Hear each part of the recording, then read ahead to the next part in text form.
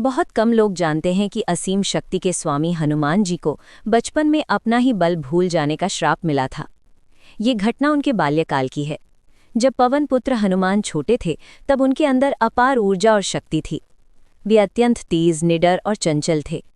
एक दिन उन्होंने आकाश में चमकते हुए सूर्य को देखा। उन्हें लगा जैसे कोई लाल चमकदार फल आसमान में टंगा हुआ है। बालक हनुमान उस फल को पाने के लिए तेज गति से आकाश की ओर उड़ चले। उनकी गति इतनी तेज थी कि देवता भी आश्चर्यचकित रह गए। तब देवराज इंद्र को लगा कि यदि बालक सूर्य तक पहुंच गए तो सृष्टि का संतुलन बिगड़ सकता है। इंद्र ने अपने वज्र से प्रहार किया। वज्र लगने से बालक हनुमान पृथ्वी पर गिर पड़े। ये देखकर पवनदेव अत्यंत क्रोधित हो गए। उन्होंने अपनी गति रोक ली, जिससे पूरी सृष्टि में वायु का प्रवाह रुक गया। सभी प्राणी कष्ट में आ गए। तब सभी देवता पवनदेव को शांत करने आए। देवताओं ने बालक हनुमान को अनेक वरदान दिए। ब्रह्मा जी ने कहा, कोई भी अस्त्र शस्त्र तुम्हें हानि नहीं पहुंचा सकेगा। इंद्र ने कहा, मेरा वज्र भी अब तुम्हारा कुछ नहीं बिगाड़ पाएगा। सूर्यदेव ने उन्हें ज्ञान देने का वचन दिया।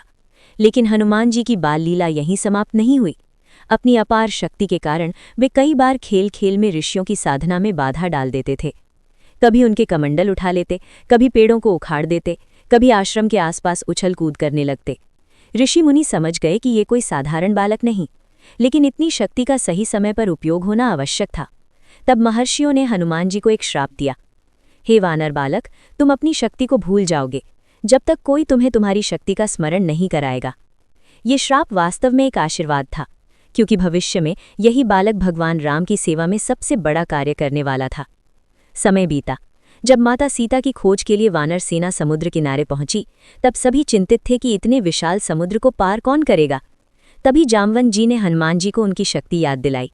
उन्होंने कहा, हे पवनपुत्र, तुम सबसे शक्तिशाली हो, तुम्हारे लिए कुछ भी असंभव नहीं। जैसे ही हनुमान जी को अपनी शक्ति याद आई, उन्होंने भगवान राम का नाम लिया और एक ही छलांग में समुद्र पार कर गए। अगर आपको मेरी वीडियो अच्छी लगे तो please subscribe my channel, like the video and press the bell icon. मैं ऐसे ही आप लोगों के लिए अच्छे अच्छे भजन लाती रहूंगी। धन्यवाद।